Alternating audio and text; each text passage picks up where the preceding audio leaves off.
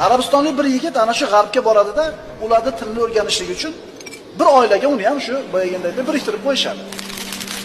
Haligi g'ayridin kishi ayoli bilan bir yoqqa ketishlikdan avval haligi musulmon yigitga aytdiki, biz dedi falon joyga ketyapmiz ayolim bilan, va kichkina qizim bilan o'tirib tura olasanmi?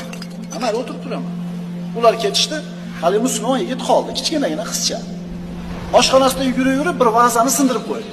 Bari rosa yig'ladi haligi 4 ga yoki 5 ga kirgan qizcha. Yig'ladi.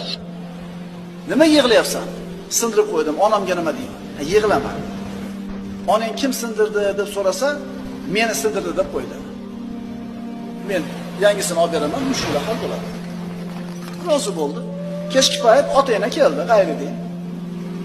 Qarasa vazni siniq. Kim sindirdi deb qizidan so'radi. Mana akam sindirdi. Men uni olib beraman dedi, shu bilan mushkula hal bo'ldi.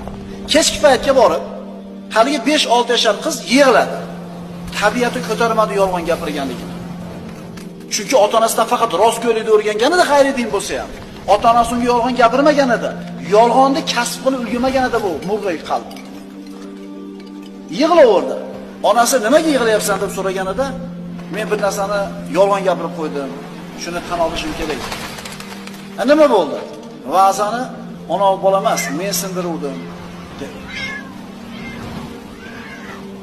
Bu qizchaning otasi keldida haligi musulmon yigitga, sen bizni uyimizga kelib yashaganlarning ichida axloqing eng zo'ri eding.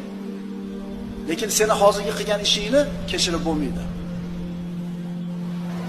Men qizimni rostgo'ylik ustida tarbiya qilyaptim. Sen unga yolg'onchilikni o'rgatibsan. Endi biz uyimizni bo'shatib qo'y, boshqa uy yo'q.